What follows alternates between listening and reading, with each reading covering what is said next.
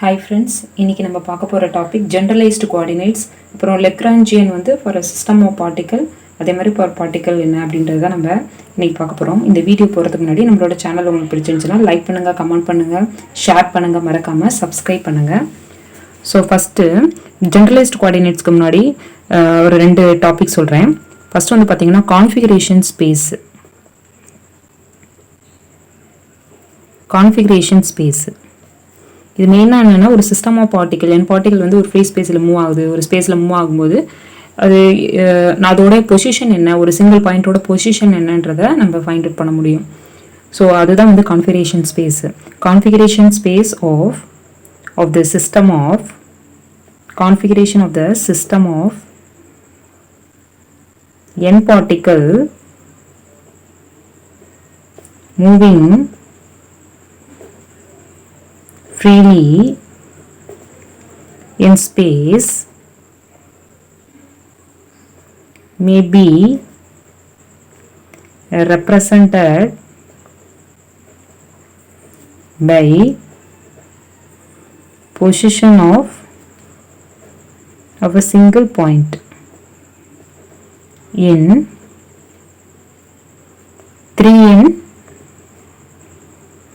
dimensional space.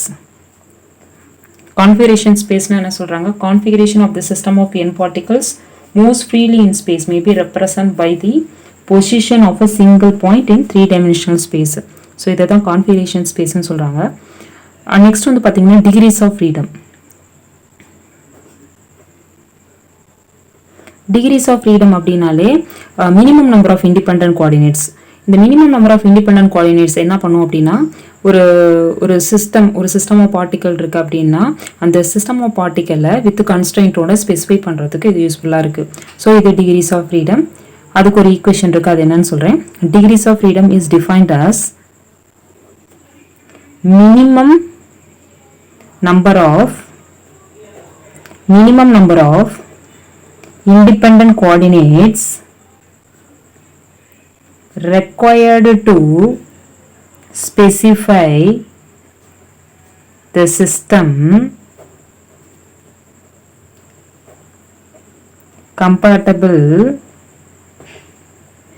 suitable with the constraints. Compatible with the constraints.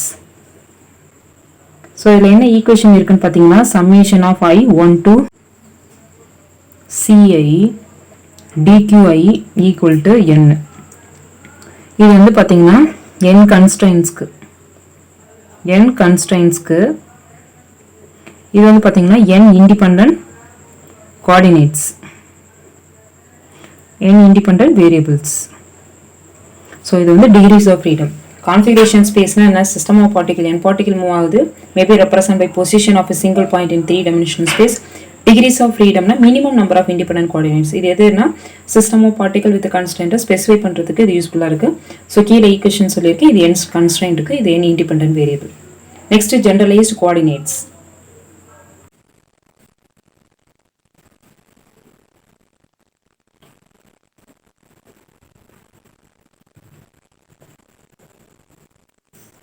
generalized coordinates இதோட ஃபார்முலான்னு பார்த்தீங்கன்னா 3n minus l equal to f. இது வந்து independent coordinates இல்லாட்டி degrees of freedom அப்படின்னு சொல்லலாம்.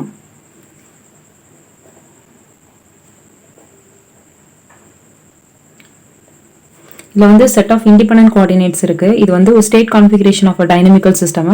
கம்ப்ளீட்டாக ஒரு sufficient number of independent coordinates இருக்குது. அது ஃபுல்லாத்தையுமே எக்ஸ்பிளைன் பண்ணுறதுக்கு அதை நான் என்னென்னு எடுத்துக்கிறேன்னா Q1லேருந்து Qn வரைக்கும் நான் எடுத்துக்கிறேன்.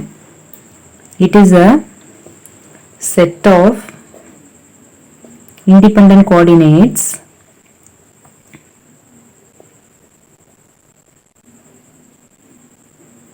sufficient in number to describe completely the state configuration of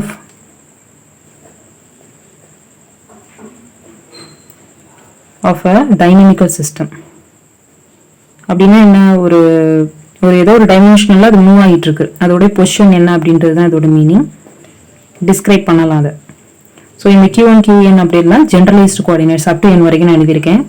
இதுவே இந்த generalised coordinate for a system of n particle constrained by m ஈக்குவேஷனுக்கு ஒரு ஈக்குவேஷன் இருக்கு. generalized coordinates for a system of n particle,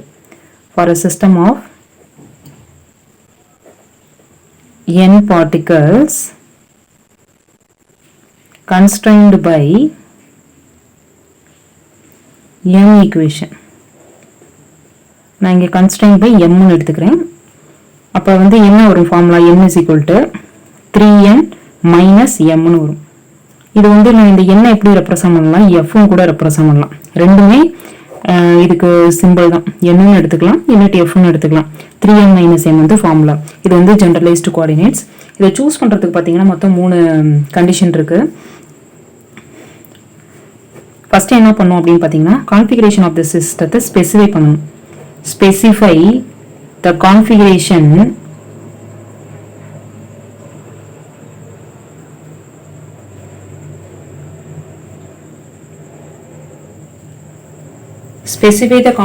of the system. அடுத்தது வந்து பார்த்தீங்கன்னா இது வந்து வேரி ஆகும், ஆர்பிட்டலி vary. they must be varied arbitrarily and are independent of each other without violating the constraint. அது எதை அஃபெக்ட் பண்ணாம இருக்கு, without violating the constraints. So first configuration of the system specify பண்ணும். அடுத்தது வந்து very independent of each other ன்னு சொல்றாங்க, arbitrary very independent of each other. அதே மாதிரி without violating the constraints நீங்க சொல்றாங்க. அதே மாதிரி இது வந்து மேத்தமெட்டிக்கல் கால்குலேஷன்ஸ் எல்லாமே இதுல சிம்பிளிஃபை பண்ணலாம், எந்த வித அஃபெக்ட் பண்ணாம நம்ம இதை வந்து சொல்யூஷன் எந்த வித அஃபெக்ட் பண்ணாம நம்ம இதை வந்து ஈஸியா சிம்பிளிஃபை பண்ணலாம். they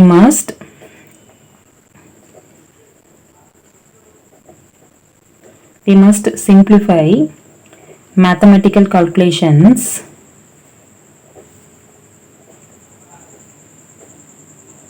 without affecting informative and enlightening solution.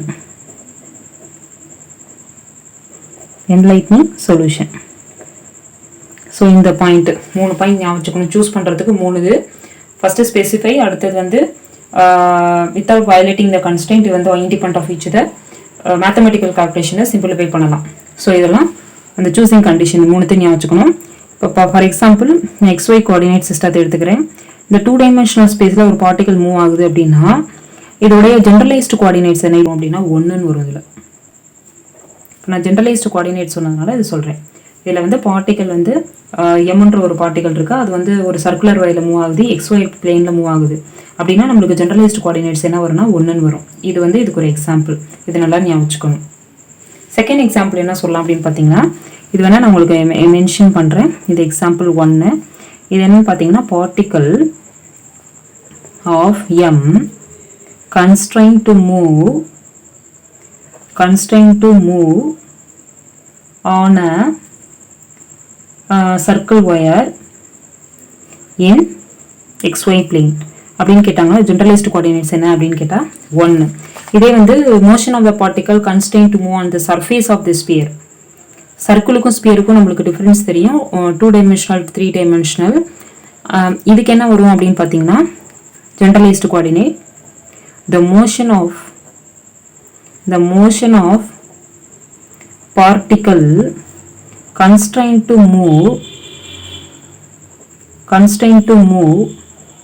on the surface. Circle பதில் என்ன கேட்குறாங்க, சர்ஃபேஸ் கேட்குறாங்க, surface of the sphere.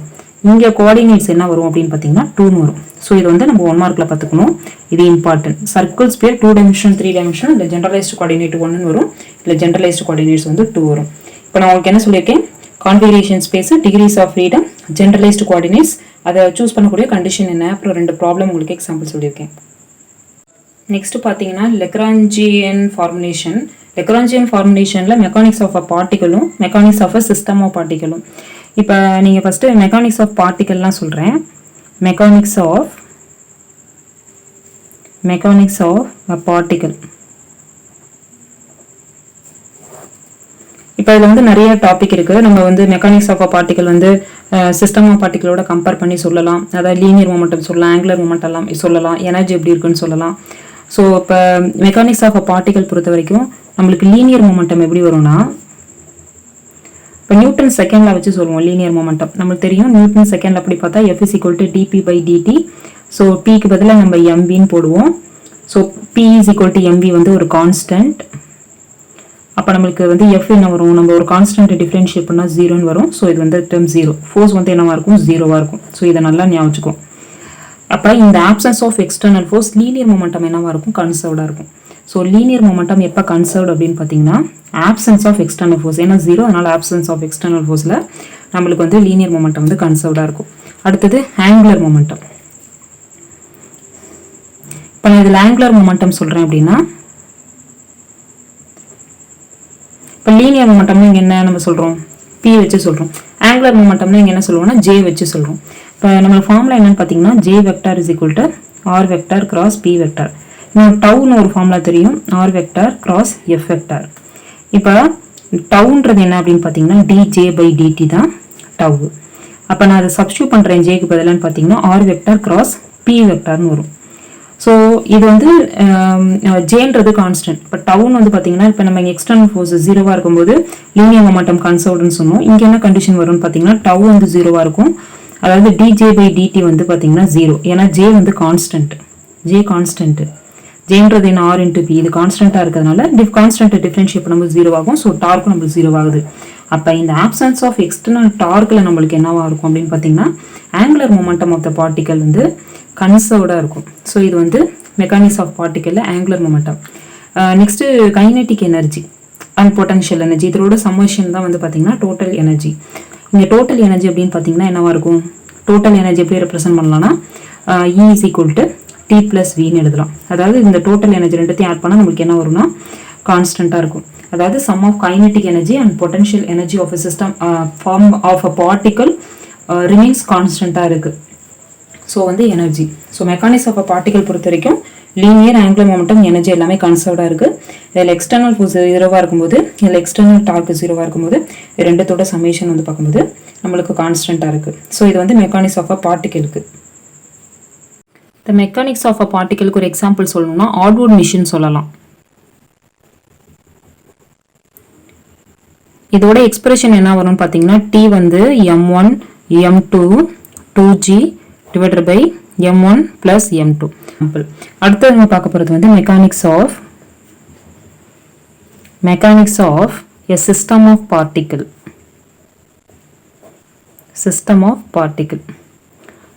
So இதில் எப்படி இருக்குது லீனியர் மொமெண்டம், ஆங்குலர் மொமெண்டம், அப்புறம் எனர்ஜி எப்படி இருக்குது அப்படின்றத நான் உங்களுக்கு ஈக்குவேஷனாக சொல்கிறேன். இதில் வந்து லீனியர் மொமெண்டம் அப்படின்னு பார்த்தீங்கன்னா ப்ராடக்ட் ஆஃப் Pன்றது என்ன, மாஸ் அண்ட் வெலாசிட்டியோட ப்ராடக்ட். வழக்கம் போல் நமக்கு தெரியும் P = mv அந்த இதுதான். ஆனால் நம்ம இங்கே எப்படி எழுதுவோம்னா F எக்ஸ்டர்னல் ஃபோர்ஸ் dp/dt. இங்கே வந்து எக்ஸ்டர்னல் ஃபோர்ஸ் வந்து 0ன்னு சொன்னோம். இப்படி எழுதலாம் P = mv, கேபிட்டல் M போட்டு V போடணும். இதுக்கு என்ன மீனிங்னா சம்மேஷன் ஆஃப் I mi/vi. இவ்வளோ பார்ட்டிகல் ஐக்கு பதிலாக நம்ம என்ன பண்ணலாம் 1 to n போட்டுக்கலாம். இது எல்லாத்தையும் சம் பண்ணால் நம்மளுக்கு என்னவா இருக்கும், கான்ஸ்டன்ட்டாக இருக்கும். Total external force 0. இல்லை லீனியர் மொமெண்டம் வந்து பார்க்கும்போது உங்களுக்கு கன்சர்வ்டாக இருக்கும் அப்படின்றது தான் இது சொல்கிறோம். அடுத்தது இதுவே வந்து ஆங்குலர் மொமெண்டம் அப்படின்னு பார்த்தீங்கன்னா ஸோ அதே மாதிரி தான் முன்னாடி இந்த ஈக்குவேஷன் அதே மாதிரி தான். ஆனால் இந்த உங்களுக்கு வந்து இது டவ் ஈன்னு ரெப்ரசன்ட் பண்ணுறோம். டவ் ஈன்னு ரெப்ரசன்ட் பண்ணிக்கோங்க. TJ/dt. அதாவது டவ் E = 0. J வந்து கான்ஸ்டன்ட். சேம் தான் இதுலேயும் எப்படி பார்ட்டிக்கிள் இருந்துச்சோ அதே மாதிரி தான் இங்கே நம்ம எக்ஸ்டர்னல் அப்படின்ற ஒரு இதை இண்டிகேட் பண்ணுறோம். ஈன்றதை ஒன்று இண்டிகேட் பண்ணுறோம் இந்த இடத்துல. அடுத்தது வந்து பார்த்தீங்கன்னா எனர்ஜின்னு பார்த்தீங்கன்னா இங்கே வந்து T1 ஃபார்முலா வந்து T1 + V1. அங்கே வந்து வெறுமனையாக T+V = Eன்னு சொன்னோம். இங்கே T1 + V1 வரும், T2 + V2 வரும். அப்போ T2 மைனஸ் T1 எழுதுறேன் equal to V1 minus V2 வருது. இது சிஸ்டம் ஆஃப் பார்ட்டிகல் இருக்கிறதுனால நான் இப்படி எழுதியிருக்கேன். ஸோ எனர்ஜின்றது ரெண்டு T1 plus V1 T2 plus V2 போட்டு T2 minus T1 is equal to V1 minus V2 எழுதியிருக்கேன். ஸோ இது வந்து பார்த்தீங்கன்னா எனர்ஜி வந்து மெக்கானிக்ஸ் ஆஃப் சிஸ்டம் ஆஃப் பார்ட்டிகளுக்கு எப்படி இருக்கும் அப்படின்றது எழுதியிருக்கேன். ஸோ இதுக்கு ஒரு எக்ஸாம்பிள் பார்க்கணும்னா ஹார்மோனிக் ஆசிலேட்டர் வந்து ஒரு எக்ஸாம்பிள். ஹார்மோனிக் ஆசிலேட்டர் தான் இதுக்கு ஒரு பெஸ்ட் எக்ஸாம்பிள். இதுக்கு என்ன வரும் பார்த்தீங்கன்னா நம்மளுக்கு நல்லா தெரிஞ்ச ஈக்குவேஷன் தான் mx double dot plus CX equal to 0. சில இதில் கேஎக்ஸ்ன்னு போடுவாங்க, இல்லை நான் சிஎஸ் அது கான்ஸ்டன்ட் அதுக்காக நான் சிஎஸ் போட்டிருக்கேன். So MS double dot plus CX equal to 0. So இது வந்து mechanics of system of particle. இந்த வீடியோ உங்களுக்கு பிடிச்சிருந்துச்சுன்னா லைக் பண்ணுங்கள், கமெண்ட் பண்ணுங்கள், ஷேர் பண்ணுங்கள், மறக்காமல் சப்ஸ்கிரைப் பண்ணுங்கள். தேங்க்யூ.